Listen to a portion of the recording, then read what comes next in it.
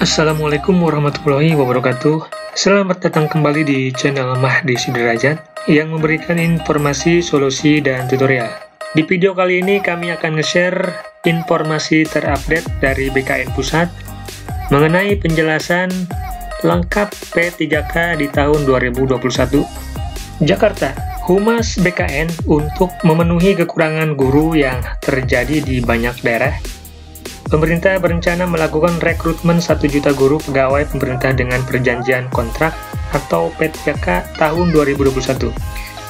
Kesempatan ini terbuka bagi para guru honorer, termasuk guru tenaga honorer kategori 2, untuk mendaftar dan mengikuti ujian seleksi menjadi guru P3K. Hal ini telah diumumkan Kementerian Pendidikan dan Kebudayaan pada 23 November 2020. Dan menjadi fokus Badan Kepegawaian Negara di tahun 2021. Langsung saja kita simak penjelasan dari Kepala BKN Pusat, Dr. Insinyur Bima Haria Wibisana, MSIS. Cekidot. Assalamualaikum warahmatullahi wabarakatuh. Waalaikumsalam warahmatullahi wabarakatuh. Selamat pagi, salam sejahtera untuk kita semua. Yang saya hormati Pak Sesmenpan, Pak Atmaji, dan teman-teman dari Kemenpan, para GPT Madya Pratama dari BKN, dan saya tidak tahu apakah ada dari Kemendikbud yang hadir, dan teman-teman media yang saya banggakan. Terima kasih telah menghadiri undangan mendadak yang kami lakukan untuk sedikit menjelaskan mengenai permasalahan skema P3K yang akhir-akhir ini menjadi berita di media massa. Lapor secara itu. Oke? Yang pertama, kami ingin menyampaikan bahwa yang penting saya membersih. Nanti tata caranya dan sebagainya. Kami mengidentifikasi banyaknya kekurangan guru yang terjadi secara nasional. Di banyak daerah, banyak sekali sekolah-sekolah yang masih belum mendapatkan guru secara utuh. Pemerintah berencana untuk melakukan rekrutmen 1 juta guru pegawai pemerintah dengan perjanjian kerja pada tahun 2021 ini. Kesempatan ini, 1 juta guru ini, terbuka bagi para guru honorer, termasuk di dalamnya guru honorer kategori 2 atau THK 2. Mereka bisa mendaftar dan mengikuti ujian seleksi guru PPPK yang diadakan pada tahun ini. Rencana dan persyaratan ini juga telah diumumkan oleh Kementerian Pendidikan dan Kebudayaan pada tanggal 23 November tahun 2020. Dan saat ini BKN sedang mempersiapkan pelaksanaan seleksi rekrutmen 1 juta guru PPK ini pada tahun ini. Kami juga menerima informasi bahwa mungkin Pak Mendikbud juga akan melakukan konferensi pers tentang masalah ini nanti siang. Yang kedua, kita perlu menempatkan proses rekrutmen, semua proses rekrutmen pada konteks reformasi birokrasi. Sasaran utama reformasi birokrasi itu telah tertuang dalam Grand Design Reformasi Birokrasi dalam Peraturan Presiden Nomor 81 Tahun 2010 tentang Grand Design RB 2010-2025. Yang di dalamnya sasaran utamanya adalah untuk meningkatkan kualitas pelayanan publik. Dengan demikian, maka setiap kebijakan, setiap program, setiap kegiatan yang dilakukan dalam rangka reformasi birokrasi ini harus diarahkan untuk mendukung hasil terjadinya peningkatan mutu layanan kepada masyarakat. Nah, untuk itu aparatur sipil negara sebagai penggerak utama birokrasi tidak terkecuali yang ada di dalam birokrasi saat ini, tapi juga yang akan direkrut harus mampu mencapai peningkatan kualitas layanan tersebut. Jadi ini sebagai suatu kriteria bagi pola rekrutmen untuk semua yang akan direkrut menjadi aparatur sipil negara. Di dalam Undang-Undang Nomor 5 Tahun 2014 tentang aparatur sipil negara, disebutkan bahwa aparatur sipil negara, atau dalam bahasa Inggrisnya disebut dengan State Civil Apparatus, itu terdiri dari pegawai negeri sipil, civil servants, dan pegawai pemerintah dengan perjanjian kerja atau government workers. PNS dan PPPK ini memiliki kedudukan, tugas, dan tanggung jawab yang setara dalam memberikan pelayanan publik yang baik kepada masyarakat.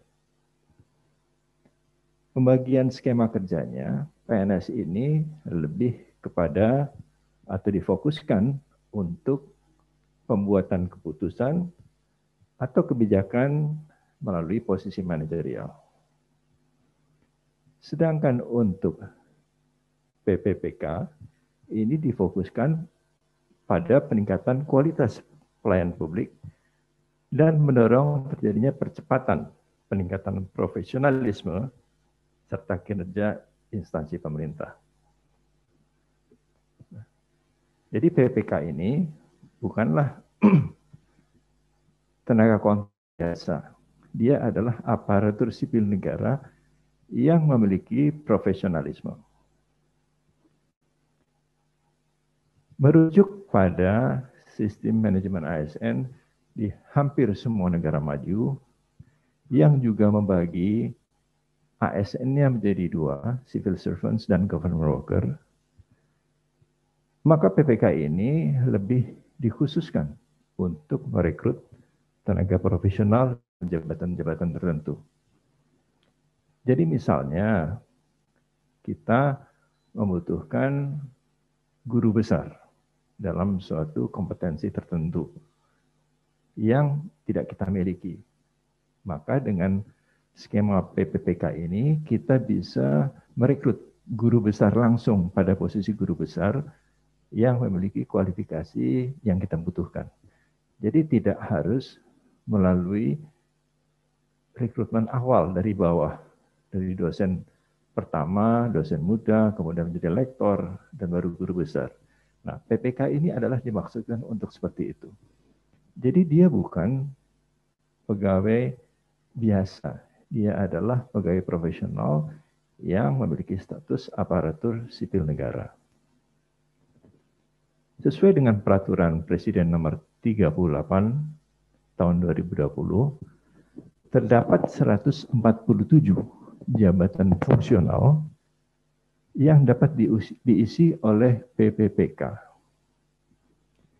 Antara 147 jabatan fungsional ini, di dalamnya juga adalah jabatan guru, jabatan fungsional guru. Jadi guru ini satu di antara 147 jabatan fungsional yang bisa diisi oleh pegawai pemerintah dengan perjanjian kerja. Nah, untuk tahun ini, kebutuhan mendesak pengangkatan PPPK dalam jabatan guru ini disebabkan terjadinya kekosongan guru di banyak daerah. Dan juga untuk menyelesaikan masalah-masalah yang selama ini selalu diangkat oleh pimpinan daerah kepada kami di pusat. banyak sekali pimpinan daerah atau pejabat pembina kepegawaian yang menghendaki bahwa tenaga honorer guru dapat diangkat sebagai pegawai pemerintah. Nah, jadi 1 juta orang ini termasuk di dalamnya adalah tenaga honorer. PPK ini akan memperoleh hak yang sama dengan ASN. Hak pendapatan berupa gaji dan tunjangan sama besarnya dengan yang diterima PNS sesuai dengan level dan kelompok jabatan yang sama. Pengaturan mengenai gaji dan tunjangan PPK diatur dalam Perpres nomor 98 tahun 2020 tentang gaji dan tunjangan PPK. Pengadaan guru dengan skema PPK 1 juta ini sudah dilakukan kajian sejak lama. Terkait dengan perencanaan dan pengadaannya, telah dilakukan koordinasi yang intensif antara Kementerian Pendidikan dan Kebudayaan dengan Kementerian Pan-RB, Kementerian Dalam Negeri, Badan Kepegawaian Negara, serta pemerintah daerah. Kebijakan ini dinilai akan mempermudah manajemen guru dan dapat secara signifikan meningkatkan kualitas pelayanan pendidikan.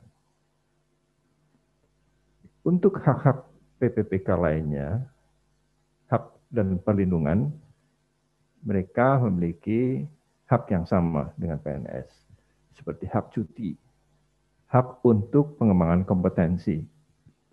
PPK juga mendapatkan perlindungan jaminan hari tua, jaminan kesehatan, jaminan kecelakaan kerja, hingga bantuan hukum seperti yang diperoleh PNS sebagaimana tercantum pada pasal 22 dan pasal 106 Undang-Undang Nomor 5 Tahun 2014 serta pasal 75 Peraturan Pemerintah Nomor 49 Tahun 2018 tentang manajemen PPPK. Kelebihan lain dari sistem PPPK ini adalah pelamar tidak terikat batas usia maksimum 35 tahun seperti yang berlaku bagi PNS. Seseorang jika memenuhi persyaratan yang ditentukan, dapat mengisi jabatan PPK pada posisi yang diinginkan. Dengan rencana rekrutmen melalui skema PPPK ini, seorang calon PPK tidak harus memulai karir dari bawah, seperti yang telah saya jelaskan sebelumnya. Jadi tidak harus pada jabatan fungsional jenjang pertama, kemudian bertahap naik menjadi jabatan fungsional jenjang muda dan seterusnya, seperti yang diberlakukan bagi PNS melalui kenaikan jenjang jabatan. Jadi PPK ini bisa lompat, tidak harus naik bertahap seperti PNS.